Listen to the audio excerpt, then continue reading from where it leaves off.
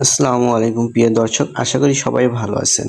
আজকের ভিডিওতে আমরা আলোচনা করব মালয়েশিয়ার দুটি জনপ্রিয় চাকরির সেক্টর নিয়ে। একটি হলো ফ্যাক্টরি চাকরি এবং অন্যটি হলো কনস্ট্রাকশন বা নির্মাণ কাজ। অনেকে মালয়েশিয়ায় যাওয়ার আগে জানতে চান কোন সেক্টরে বেশি সুবিধা পাওয়া যায়, কোথায় কাজ করলে তুলনামূলক সহজ, কোথায় আয়ের সুযোগ বেশি এবং নতুনদের জন্য কোনটি ভালো হতে পারে। আজকের ভিডিওতে আমরা দুটি সেক্টরের বাস্তব অভিজ্ঞতা, সুবিধা এবং চ্যালেঞ্জিং নিয়ে বিস্তারিত আলোচনা করব।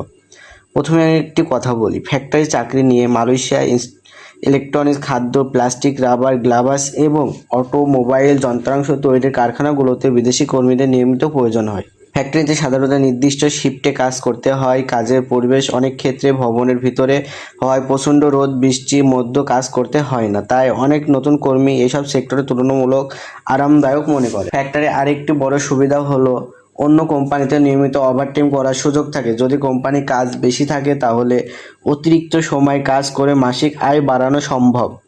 তবে সব কোম্পানিতে একই নিয়ম থাকে না, তাই চাকরি গ্রহণের আগে চুক্তিপত্র ওভারটাইমের বিষয়টি ভালোভাবে দেখে নেওয়া উচিত। এবার আসি কনস্ট্রাকশন সেক্টরে। মালয়েশিয়ার বিভিন্ন শহরে নতুন ভবন, রাস্তা, সেতু এবং শিল্প প্রকল্প নির্মাণের কারণে এই ক্ষেত্রে কর্মীদের চাহিদা দীর্ঘদিন ধরেই রয়েছে।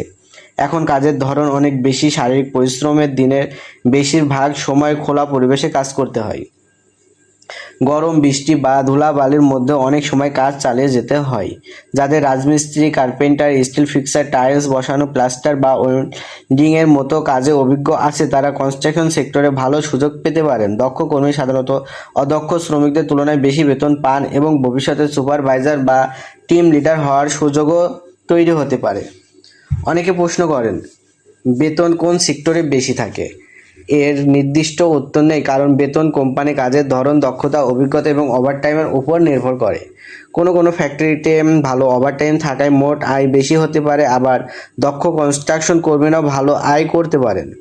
তাই শুধু সেক্টর দেখে নয়, চাকরির শর্ত এবং কোম্পানির সুযোগ সুবিধা দেখে সিদ্ধান্ত নেওয়া উচিত। ফ্যাক্টরিতে কাজ করতে হলে দীর্ঘ সময় একই ধরনের কাজ করতে হতে পারে। অন্যদিকে কনস্ট্রাকশন সাইটে প্রতিদিনের কাজ কিছুটা ভিন্ন হতে পারে এবং শারীরিক পরিশ্রম বেশি থাকে।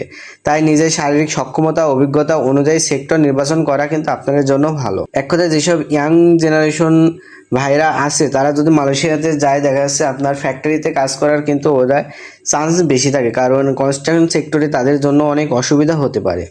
তো নতুনদের জন্য আরেকটি গুরুত্বপূর্ণ বিষয় হলো নিরাপত্তা। ফ্যাক্টরি হোক বা কনস্ট্রাকশন, দুই ক্ষেত্রে নিরাপদ নিয়ম মেনে চলা অত্যন্ত জরুরি।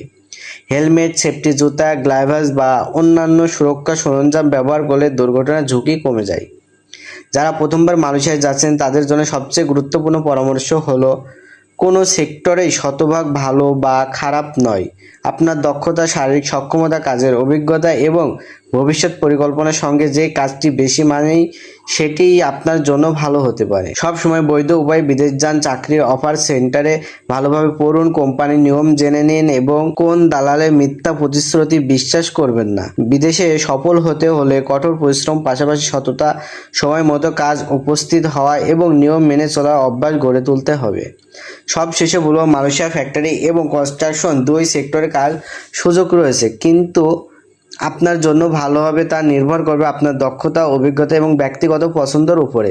সিদ্ধান্ত নেওয়ার আগে চাকরি সর্ব তথ্য যাচাই করুন এবং বাস্তব তথ্য জেনে তারপর বিদেশ যাওয়ার পরিকল্পনা করুন। আশা করি আজকের ভিডিওটি আপনার ভালো উপকারে আসবে। যদি ভিডিওটি ভালো লাগে তাহলে অবশ্যই একটি লাইক দিন, বন্ধুদের সঙ্গে শেয়ার করুন এবং মালয়েশিয়া, ওমান, দুবাই সহ বিভিন্ন দেশে চাকরির ভিসা ও প্রবাসী জীবন সম্পর্কিত নির্ভরযোগ্য তথ্য পেতে আমাদের চ্যানেলটি সাবস্ক্রাইব করে পাশে থাকা বেল আইকনটি অন করে রাখুন। সবাই ভালো থাকুন, সুস্থ থাকুন। আল্লাহ হাফেজ।